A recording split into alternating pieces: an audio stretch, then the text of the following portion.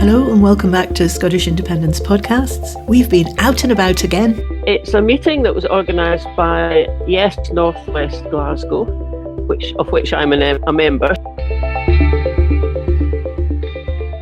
It's always lovely to be at live public meetings. I think there's something really special about being there just in a hall, and it was in Scotstoun. It's the Heart of Scotstoun Community Centre, which is really a great nice place for it's really nice. It's a great place for a meeting, and it's the first meeting that the group has had for a while. So in the past, we've been fairly active with street stalls in and around that part of Glasgow. Haven't done that for a while, but hopefully that will also start up again. But yeah, they've got 3 meetings set up for over the coming months, and this was the first one about Grangemouth. So the format of the evening was a presentation from Scott Donohoe. It was really very interesting because it gave the long-term history of Grangemouth as well, including previous industrial disputes that he thought had contributed to the current situation. And funnily enough, I remember one of them from when I was working in Falkirk, and it was the 2013 one, I think. And I remember the 2 weeks, I think, the plant was closed. People were reporting they couldn't sleep because they were used to this constant noise being on the go, and it really affected them. About half of the people in that office had either husbands or fathers or sons who worked there, so it was a huge impact on the community. It was, and it was interesting that Scott started off that way, like with that historical background, and it is, it's not just 20th century, it goes back to, the oil shale works, and was it paraffin, Thomson? In the introduction, they start off with saying, right, there's 400 men being made redundant this week. Michelle Thomson, who's the MSP for that area, on the day that the announcement was announced, and this is just her speaking to STV, and you feel the emotion there.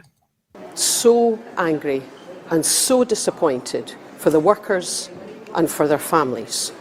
We should not have been in this position.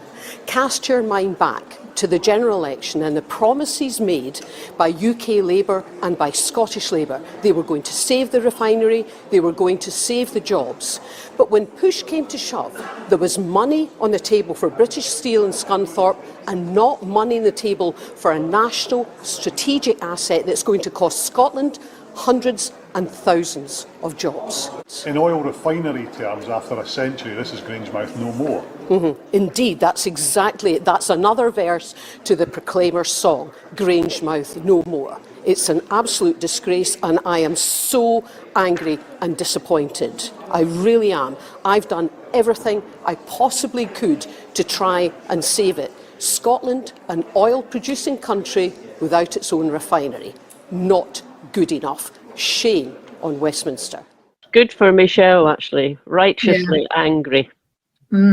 Also happening over the 3 days of the STU Congress, the announcement that it was closing, or the actual closure, took place on day 2 of that Congress, which was more or less while John Swinney was speaking. I express from this podium my thanks to Unite the Union for the sustained engagement we have had about trying to find a way forward that protects the future of the workers at the Grangemouth refinery. It is no secret that I believe the refinery has been closed prematurely, that we needed to take a course that would have secured the future for the refinery. But what I want to assure you about today is that my government will be absolutely focused on working with the trade unions and with interested parties to ensure that the Grangemouth refinery and the various businesses at Grangemouth receive the support and the engagement of the Scottish Government to find a way forward that protects the skills and the employment that exist within that important resource. I want all options for Grangemouth's future to be explored, and I'll ensure that my government will work constructively with all partners to secure a just transition for Grangemouth, with the workforce very much at the heart of that endeavour. I think that clip just shows the limits that the Scottish Government and, John Swinney there as First Minister are working under. Because he can't stand there and say, we'll save it, we'll put the money in that it needs to save it, in the same way that the UK Government has saved Scunthorpe and also Port Talbot down in Wales. He's kind of stuck there saying, believe us, we will do everything we can, but everything we can is only to do everything they can to save the skills that are there, everything they can to get people new jobs, to give them the backing for that, and everything they can does not include being able to save the Scottish refinery. And I hear that, and I feel for the man, actually. I sometimes don't feel like sympathy towards John Swinney, but I do feel for the man, because that's the only thing he can do. That's just realpolitik. That's just the situation that Scotland's in. We can't save our own infrastructure when it comes to push comes to shove.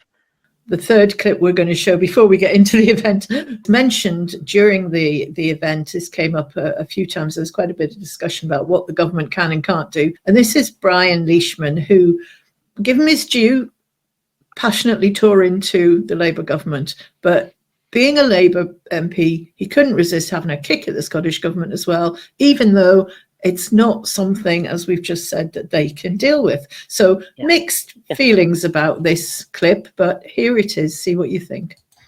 Thank you very much, Mr. Speaker. Today is the end of over a century of refining at Grangemouth. Scotland once again is a victim of industrial vandalism and devastation, and I don't want anyone in this chamber to dare mention a just transition, because we all know that the Conservatives were in power and the SNP currently in Holyrood did nothing to avert this catastrophic decision happening. I put it to the Secretary of State. The Labour leadership in the general election campaign said they would step in and save the jobs at the refinery. What has changed, and why have we not done the sensible thing for Scotland's energy security? So, well, bit of a kick. Unnecessary to have done that, but there you go. So what reply did he get? It was Ed Milliband, and it was a mealy-mouthed kind of, but we will be putting 200 million in. And that 200 million that keeps being referenced, obviously Milliband, mealy-mouthed, did, and so did Rachel Reeves when she was pressed about this. But as we learnt on the evening, that 200 million comes with a load of conditions because it's a load of conditions. Presumably there is 200 million kicking around somewhere. They wouldn't say that. But A, what are the conditions? And B, well, how does that even relate to the amount of money that it would take to really save the place? So we're going to find out a bit more about that shortly. The speaker tonight is Scott Donohoe, and for a bit more information about Scott, what he's going to talk about, I'll pass you over to John Docherty. Scott and I have been friends for donkey's years. Trade union branch officer, he's an activist on a number of fronts, including Amnesty International, the SNP Trade Union Group, the Trade Union... Glasgow Trade Union Council. Glasgow Trade Union Council. Scottish Hazards, he has got a list as long as his arm of things he's involved in. When we couldn't get a Unite official from Grangemouth, because as you'll realise, 400 workers walked down the road last month, and the rest of them are walking down the road at the end of this month. The trade union officials are a little bit busy. But Scott knows a lot of them, and they've sent him some information, and he's come over here to talk to us about it. So, with no further ado, over to you, Scott. Thanks very much. So, what I'm going to do is I'm going to give not a history lesson, I'm going to give a historic timeline of Grangemouth itself, starting off with what's happening at the moment, then the timeline, and then I'll cover a couple of the industrial relations issues, which in my view have helped contribute to what's happening at the moment, and then obviously take us right up to just now as to where we are, and then hopefully that'll open up some discussion. Okay, so as John said, in terms of context, Scotland's only oil refinery has stopped processing crude oil at Grangemouth after a century of operations. Its owner, Petroleum, confirmed in September the company announced refining activity would cease in June 2025 as it transitions to becoming an import terminal for finished fuels. It's being closed down with the loss of 430 of the 2,000 jobs based at the sprawling 1,700-acre industrial complex. The union and said political leaders had utterly failed the workers in the Grangemouth community and would face electoral wrath. The SNP had called for the refinery to be nationalised, a demand that was initially rejected by the UK government. So that's where we are at the moment. In terms of the history, as you'll know, The refinery commenced operation in 1924 as Scottish Oils. Its location in Grangemouth was selected due to the adjacent Grangemouth docks, which supported import by ship of Middle East crude oils for feedstock, plus the cheap availability of large areas of reclaimed flat land. Another important factor was the abundant availability of skilled labour in shale oil. Refining the first oil works in the world, Young's Paraffin Light and Mineral Oil Company Limited, as some of you'll know, had opened in 1851 at Boghead near Bathgate to produce oil from shale or coal using a process patented in 1850 by Glasgow scientist Dr. James Young. So, during World War I, British government had helped to develop new fuels in Arabia to provide cheap oil to sustain the war effort. This drove prices even lower, to a point where the shale oil industry was unable to compete, and as a result in 1919, the 6 surviving companies, including Young's, came together under the management of the newly formed Scottish Oils. That same year, Scottish Oils was purchased by the Anglo-Persian Oil Company, a forerunner of what is now known as BP. The refinery then, 1924 to 39, refinery operated in 24 to 39 at a throughput of 360,000 tonnes per year. It was then forced to shut down between 39 and 46 due to the Second World War, and the resulting drying up of crude feedstock imports. When operations recommenced in 1946, the refinery underwent several major expansion programmes. The petrochemical site, 1946 to 75. In the 40s, the Distillers Companies Limited were investigating synthetic processes for the production of alcohol to replace the traditional fermentation process using molasses, and so resolve issues on unreliability of supply and associated cost fluctuations. The business need combined with BP's interest in petrochemical development resulted in 1947 in the formation of a joint company, British Hydrocarbon Chemicals Limited. The new company located its site adjacent to the existing BP Grangemouth refinery, using available feedstock from the refinery byproduct streams. This petrochemical plant was commissioned in 1951, which was the first in Europe at that point, as you probably know. In the 50s, the refinery was connected to the Fanatt oil terminal along the west coast of Scotland by a 58-mile pipeline to allow the import of crudes via a deep water jetty, which supported the use of larger oil tankers. The first crude oil import from Fanatt was in 1952.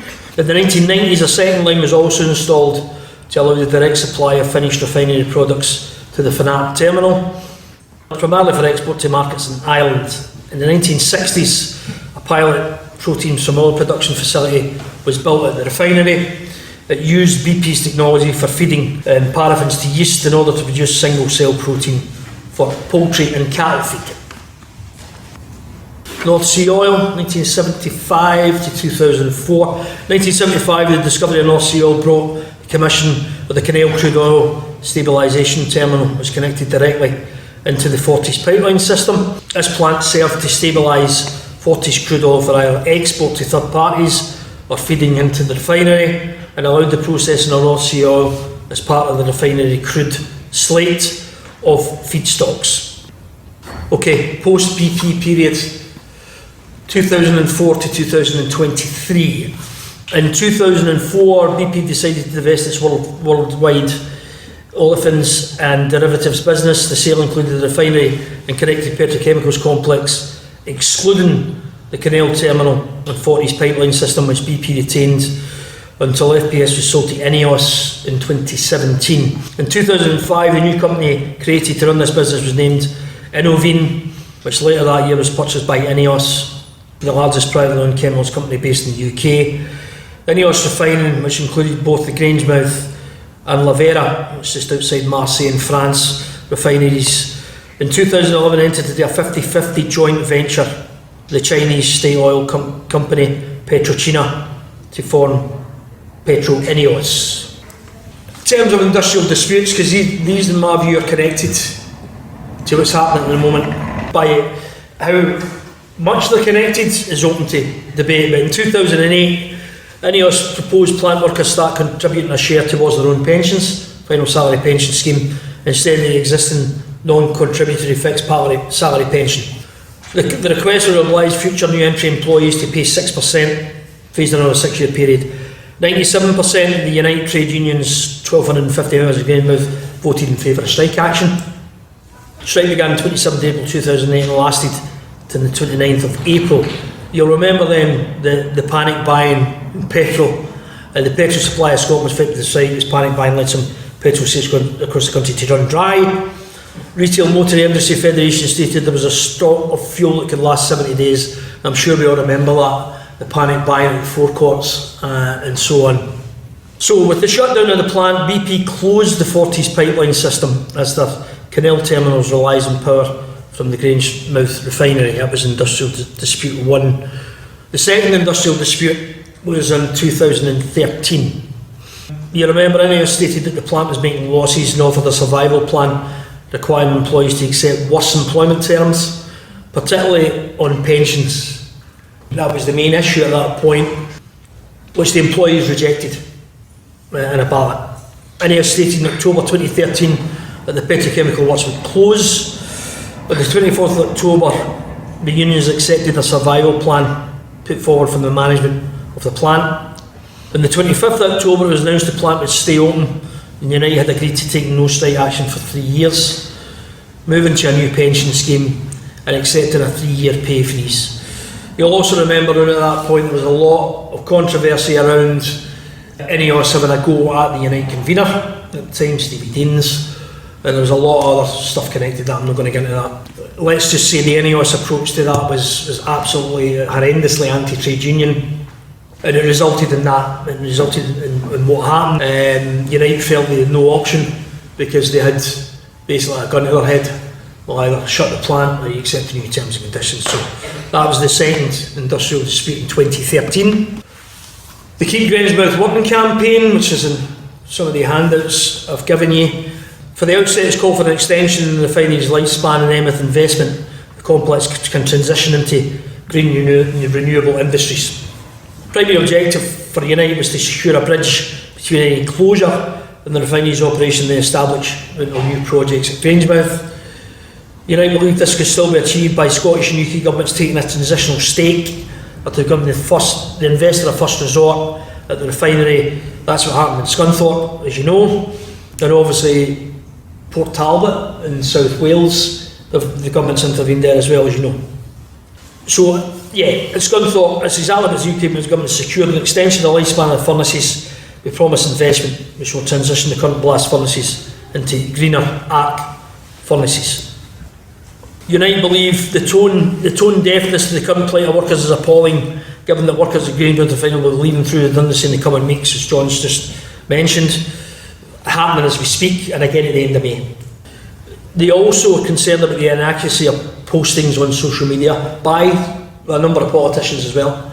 They say it's incredible and either down to ignorance of the true position or to create confusion for the workers. They're writing to specific politicians on that point. PricewaterhouseCoopers, one of the big four, analysis in 2024 that the economic contribution of Grangemouth refinery stands at 403.6 million, and with it 2,822 direct, indirect and induced jobs are reliant on its operations. So as it's closing, the effect on the supply chain will also be absolutely horrendous.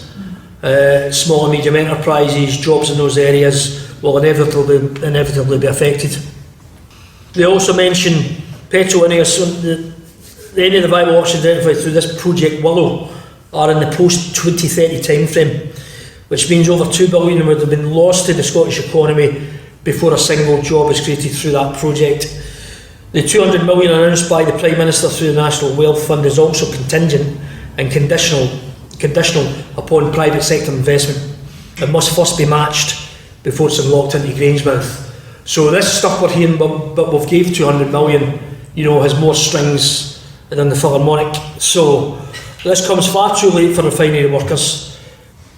The promised investment is not saved one job at the refinery. This is Unite's own analysis.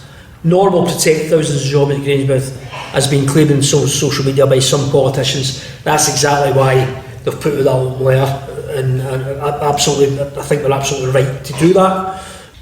Unite's support of elements in the Project Willow report, the transition plan for Grangemouth has championed the complex transition into a sustainable aviation fuel hub, and it supports biofuel options. However, they've campaigned all along on the basis that these projects must be under construction and operating before the refinery closes. That hasn't happened.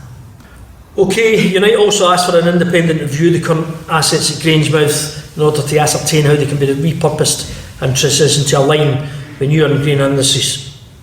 So understanding that Project Willow did not assess the viability of any assets being repurposed, and it was outside the terms of reference given to the consultants at Ernst & Young. Unite's never received a formal response from either government on whether they would formally support an independent review. This is what Unite saying. Such a review could potentially save millions in investment and start-up costs, reduce operation timescales associated with new projects, and critically it would retain the existing jobs and skills base at Grangemouth. The International Energy Agency state that repurposing an old refinery can reduce costs by up to 34% compared to build a new facility from scratch. A care, custody and control assessment must now be looked at by the Scottish Government and SEPA should the site be left unmanaged. Well, they of course believe that these assets remain operational. If they do not, it must be ensured they're not left in a condition in which they can be repurposed. Workers in oil and gas and other industries across Scotland will have been watching with interest how the intervention of government could help their industries secure a just transition. What they're witnessing now is a truly appalling show of political self-interest and not that of national interest in Scotland's industrial heartlands. We would urge everyone in the Scottish Parliament to ensure that they're factual when they're posting about the issue at Grangemouth and consider the issues outside of any party political sphere, and importantly show respect to workers who are beginning to lose their jobs and many more thousands down in the next period of time before any new jobs are created at Grangemouth. So, in summary, what we've got at the moment, the Westminster Government intervened in Scunthorpe. Yes, they've intervened in Port Talbot in South Wales. Why no such intervention at Grangemouth? Why no review of the plan, as requested by Unite? Workers' families in the local community devastated, and that devastation is going to continue for days, weeks and months to come. An act of economic vandalism, that's Unite's phrase, I agree with that. And there's going to be further damage to follow through the supply chains, etc, etc. So, as of now, as of this evening, I have not seen any change in any government position on this. The 200 million announced as a complete smokescreen, as Unite's own research has proved, and I suppose for us tonight is the question of what do we do? You know, how do we minimise that impact? It's not going to be easy. There's also the scandal of Scotland's only oil refinery being closed down. Again, probably a number of questions from the audience, but again, you know, I don't pretend to have all the answers. I think an act of economic vandalism is a good phrase. Those industrial disputes I mentioned earlier, particularly in 2013, have not led to this, but in my view, from 13, 14, 15 onwards, the danger signs were all there. There was nothing there, you could see nothing from Westminster about a real future for Grangemouth. It was all promises about jam tomorrow, but nothing's came of it. We're left where we are at the moment, which is an absolute scandal. So, thanks for listening. I'm happy to open up and get any questions. Thanks.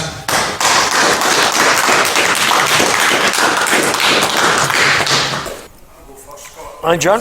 Two of the things that stick out for me are that the £200 million is between now and 2040, only if it's match funded. It's not immediate, it's over that period of some 13 years. And the other thing is, you'll see in the press is that any of us have paid their workers 18 months redundancy money. Any of us only have 450 workers. There are nearly 3,000 people getting made redundant. Yep. It's just that they're using smoke screens as if everything's going to be all right, and they've gave them a cushion. It's a sixth of the workforce have this money. Yeah. Just those. Yeah, absolutely, John. Yeah. I mean, was the plant losing money? And there was a mention that the Chinese firm came in, there was a kind of joint, so they presumably put in money into it. So where does that leave the owners? And there's a refinery and there's a petrochemicals plant. Are they both shut down? Well, it's a good question. The refinery is closing down. Yeah.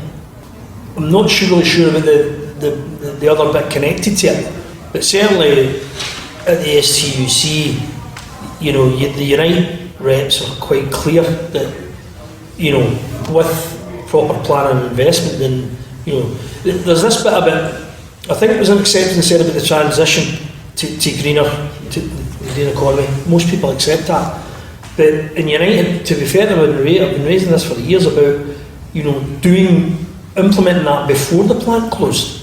They've been screaming at government for years about this, but broadly was falling in deaf ears. So if you've got that plan there, then workers can be retrained into, you know, into green jobs. Most people in the country would agree with all that, because I think in Port Talbot, those arc furnaces are going to be, they will in time become green, you know, a green furnace. But the difference is they've got the time to do that as part of the plan. What's happened here is, from our discussions with a lot of United reps, is they haven't listened. There's been no plan in place for that transition, and that's quite clearly articulated by the Scottish Secretary in the letter, in the open letter, which I thought was very good. Because he's right, there was a lot of reading the stuff that I read on social media, some of the garbage spouted by some politicians who should know better was dire. So I think that was a good letter to say to people, look, see if you're going to post stuff, at least be responsible and post accurate stuff. Don't make a political football. This is people's jobs, this is people's families and future that you're talking about. So I think the open letter was very, very good. So would it have been, who would have taken that plan had it happened? Who would have initiated that? Would it have been like the owners? Would it have been ScotGov, UK Gov? Well, primarily you look at the UK government, because energy is a reserved issue. Energy is a reserved issue, as John says. So yeah, it's the UK government, you know. And I think that at Congress there was a number of motions on this. There's a number of motions. In fact, I can't show you here, but the video clip by the Unite rep on that motion was very, very good, very powerful. It said everything to me about, you know, being let down, but no government's not responding, no engaging, all the rest of it. But as we've seen in Scunthorpe, the old adage about political will and political choice, you know, that political choice was made very quickly, wasn't it? And the money, more importantly, the money and the investment, which is billions, as John's saying, was put in. So if it can happen there, why can it not happen here? Which is what the majority of workers are saying, quite rightly. Going to areas, going to Antwerp and going to Grangemouth. Yeah, no, I know. On that point, there is no money going to Antwerp. It's a guarantee. It's a £600 million guarantee. That's what they're dancing on the head of a pin, saying we are not putting £1 into Antwerp. But the backer of first choice is the UK government for a Belgian oil refinery. So is that where there's going to be refined Antwerp? Petrochemical part is going to Antwerp, but the plastics part is winding down because it needs the petrochemicals. Because it's not viable if you have to bring them in. But if you're part of the same plant, it is viable. The other thing from my point of view is when the Chinese government came in, the Scottish government put £200 million up. Shale stopped coming.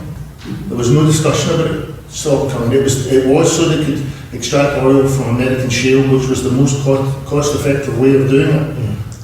It just stopped coming. The company made a decision to stop it. The government didn't have a say after £200 million in. Is the Scottish Government never ever been approached to actually do a compulsory purchase order? I get energy is a devolved matter, but we're talking about a private company.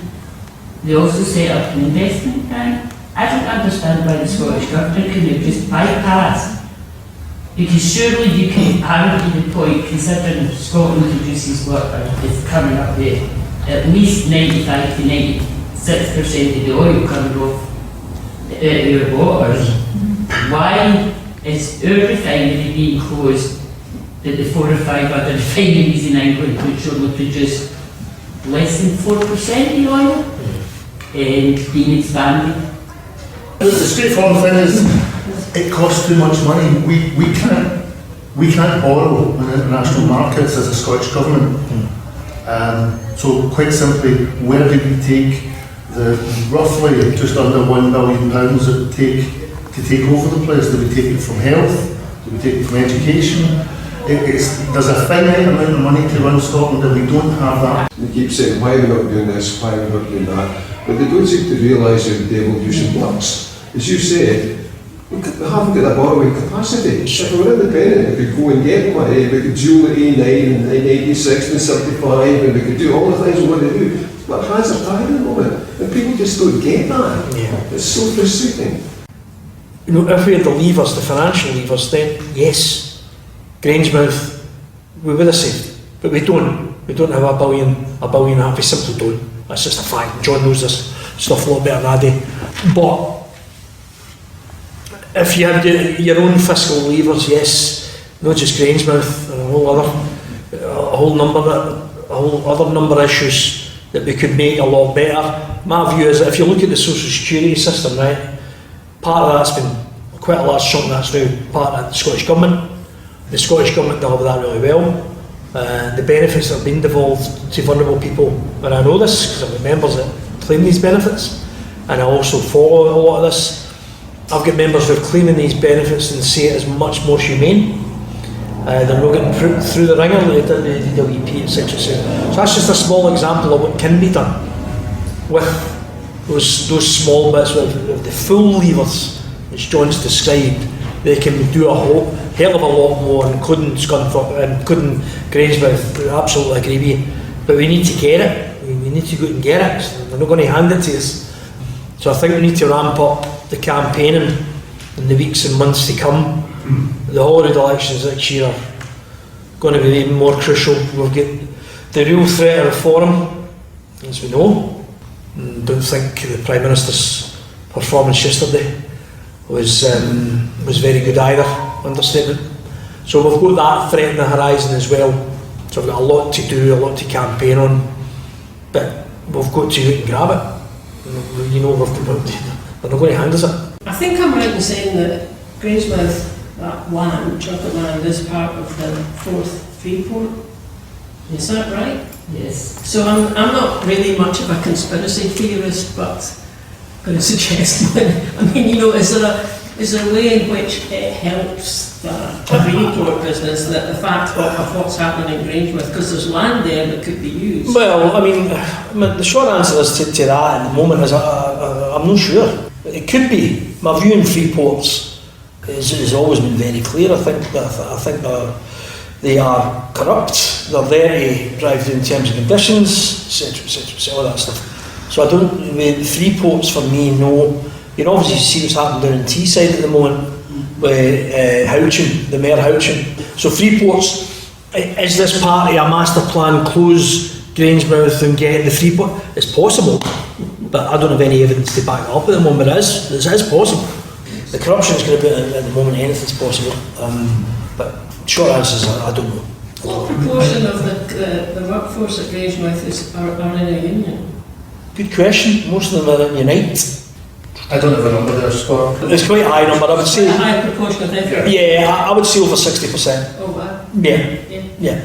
Colin, is it feasible nowadays for workforces to occupy plants the way it was done in the past on the upper shipbuilders and the unions? It's feasible. It is feasible, but looking at the reaction from the workforce, I think there's a lot of anger there. But at the same time, I think a lot of the stuffing's been knocked at them, my friend.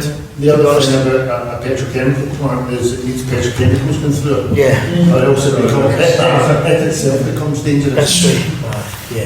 Yeah. So, I don't see. I just think there's a real anger there. We've seen it in Dundee for the members.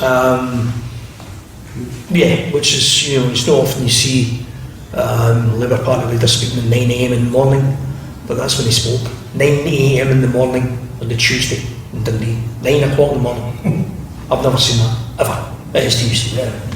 Grace. Could that anger be turned towards, against the British government towards Scottish independence, do you think? It's possible, yes. It's possible. Just wondered if you'd seen any evidence of that, them saying, oh, this is the British government doing this, we should really have an independent government that we could. I think that's a good point. I mean, I suppose at the moment, for the members, their immediate thoughts are about, you know, their house, their family, their mortgage, their rent. Exactly. But in the weeks and months to come, as I said earlier, in a broader context, then, yeah, I think there will be a lot of anger directed at, as I said, in terms of summing up, Scunthorpe, Port Talbot in South Wales, Grangemouth, you know, that anger's palpable. There's no doubt. You'd like to think would help the independence movement anyway. I think so, right? Do you see a turn when you're on site or when you're talking to the members? Well, I tend to agree with John. Just look a couple of the demos about it. I think things are turning, but unfortunately, it's taking things to get so right wing down Westminster. You know, that's also a concern as well. But I think that, and obviously we've got that fight up here in terms of the Holland elections, as you know. But I think well, yeah. I think we need to demonstrate that. I think we do things better in Scotland, to be honest. I think we need to demonstrate that more than ever. Is there any evidence of anyone approaching the workforce or anything like that to talk up Scottish independence? Well, I mean, at the moment, the workforce is obviously, as John said earlier, all the United officials will be neck deep, helping people with the short answer is no. These issues. The short answer to that one is no, because quite simply, there is a media campaign that's turned up a good part of the blame on the Scottish Government. Yeah. But the amounts of money that the Scottish Government were supposed to put in were around the £200 million mark. That's true. But the straightforward thing is, it's a £1 billion change in direction to keep it open. So the thing for politicians to do at the moment is to try and find the groups that help people get new jobs so that they do have a future. Obviously not with petrochemicals, but the government's biggest task is to find jobs for them. Yeah. So it's turned to that. I think you won't find the anger coming out until the election. Yeah. And then people will know that it will be about the WASPI women, it will be about the winter fuel, it will be about Grangemouth, it will be about speaking with different faces depending on who you're speaking to and getting caught. I think it's your job to put that out. Yeah. Colin, there's a fundamental point here. Why did this start happening in Scunthorpe? And here's why. Only one reason. The English would not put up with this. What we do, how much, there must be a number to boil down all that heartache, all that lost hope, everything that's going to come from the closure of Grangemouth. What is that number? It's more than 200 million. In finance, and who knows what in lost hope. Supply chain and all the rest of it, yeah, no, I agree. So do we know what that number is, just out of curiosity? Off the top of my head, no. So I didn't hear your question, Colin. The question was, how much does it cost to shut Grangemouth in terms of money, leaving the same? Between now and 2030, the estimate is £2 billion to the Scottish economy. I wanted to ask you, Scott, if you felt the Scottish Government had given you the support, had given Grangemouth the support that required. Did you feel you had that backing behind you, going hell for leather? I think the Scottish Government tried to support under those levers or lack of levers that they had. So I think, given it is a reserved, let's be clear on this. John said that this is a reserved issue, right? We're talking £1 billion plus, £2 billion over up to 2030, 2040. So I think the 200 million, I think was the figure for the Scottish Government, but that had to be matched, as I said earlier. So I think there was a willing there to do under those, the limited powers that we've got to try and save Grangemouth. For us to buy it out, we couldn't do it. It's just something we couldn't do it. Could the Scottish Government be more visible? Yeah, possible. Yeah, possibly. But remember what's happened here, right? Remember what's happened. Now, between 2017 and 2018 up to now, and I've followed this closely, as a lot of you in the room have, warning signs were there at Grangemouth. They were. The warning signs were there. But the Scottish Government was limited in terms, John's explained it better than I can, about what they could or couldn't do. The second bit is, will they pay a price at the ballot box next year because of this? I don't know. It's possible. But given the anger I felt in the room, in the big room in Dundee, I think I know where the anger's been. I've got a fair idea where the anger has been directed at. When we talk about political will and political choices, as I said earlier, Scunthorpe and Port Talbot, okay. Grangemouth, no, it's not okay. So I think people will remember that come May the 5th or 4th or 6th. 7th, thank you, John. I just test them. May the 7th, 2026. People will remember that, but I think that in terms of any blame apportioned to the Scottish Government, I don't think it'll be. I don't think it'll be that much, given what we've discussed tonight. I do take your point about maybe a bit more visible, or maybe a wee bit more vocal on it, but at the end of the day, I'm not behind closed doors with a lot of the politicians in terms of there may well have been discussions between the Scottish Government and the UK Government over this. There might have been, I don't know, I'm not proud of any of that, but... Fiona? I was at the hustings in Alloa when Brian Leishman gave categoric guarantees that he was going to save Grangemouth. You know, he got elected on the back of those promises. Well, how's he been? That's a good point, because I had a quote from Brian Leishman when I was putting this together. And Brian Leishman's the only Scottish MP that I've heard being vocal on this. You probably just explained that. But at Westminster a couple of weeks ago, he got tore in to the Labour leadership about this. I mean, he was quite passionate about it. About the broken promises, etc., etc. So, not passionate enough to resign. Is there any feeling among the workforce of the people that he personally looked them in the eye and made promises to have some kind of campaign to get him deselected or some kind of fight back? Because I see him standing up in Westminster and. You say tearing in, you know, he's trying, nobody is paying any attention to it. No, I know that. And he's got a bloody nerve to stand there and talk when he gave such guarantees and that he could not back up. Well, I mean, the Scottish Labour leader done the same thing, if you recall last year. You know, he did. And hence 9 AM Tuesday morning, and then off. If you don't know the STUC, on the Monday night there is a big social gathering. So if you're slot at 9 AM on the Tuesday morning, you know that half of the people won't be there till 10:30. And that'll be a lot of Unite reps, if you know what I'm saying. So, but no, good point with Brian, because when I was doing this the other night, I seen his quote and I watched a bit of it on the Parliament, and he was very, very vocal about it. Is that self-preservation? Is it genuine? A good point you're making. Has he been given the okay to say that? Well, I think he's just come out and said it, because I think if the hustings, you were at the hustings again, I think he knows that he's been elected there. They're his constituents. Yeah. So, Christ, I mean, he can't come out and say it.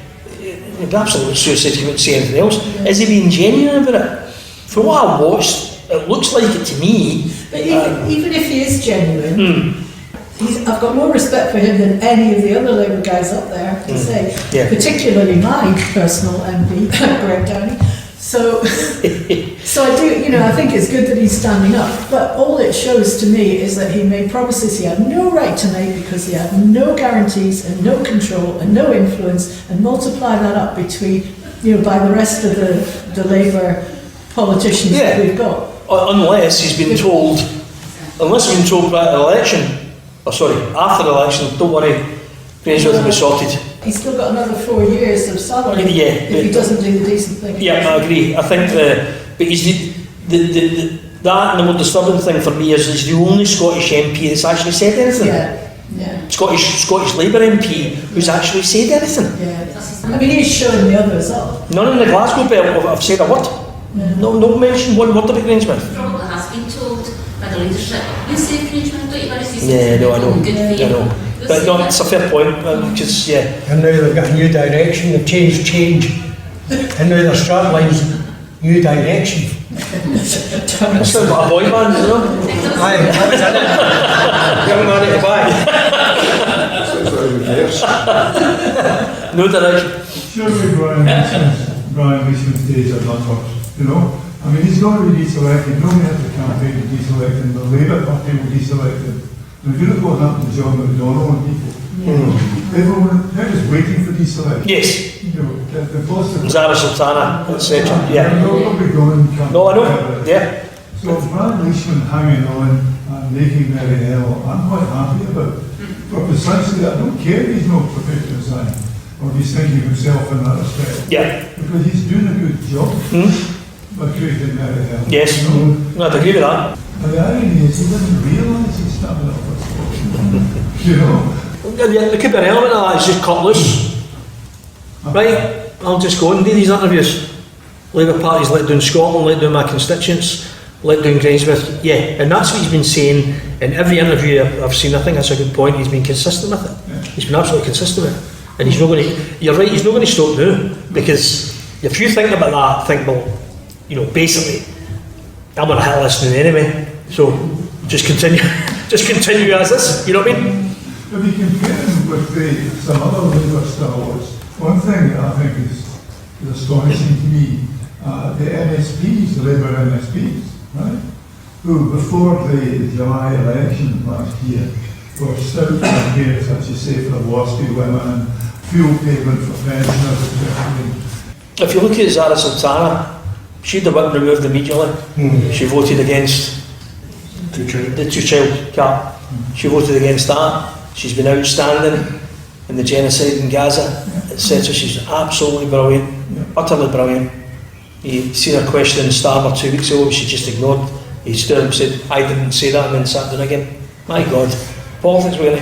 And there's a number of other Labour MPs who I watched them, you know, Andy MacDonald, like John Trickett, Yorkshire MP, I think was excellent. But again, point you made earlier about the way that they operate, you know, they're two left to centre, maybe two left to centre for us, but at least they have the gumption and the courage to stand up for what they believe in. And that's what you want all your bloody politicians to be doing, isn't it? In terms of Grangemouth, the workers were led to believe we will save Grangemouth. That's what they said. So the workers at Grangemouth were led to believe, prior to July 2024, if we get elected, we will save Grangemouth. That's what was said. But it wasn't delivered. Now, the anger amongst the workforce, I can't even begin to imagine.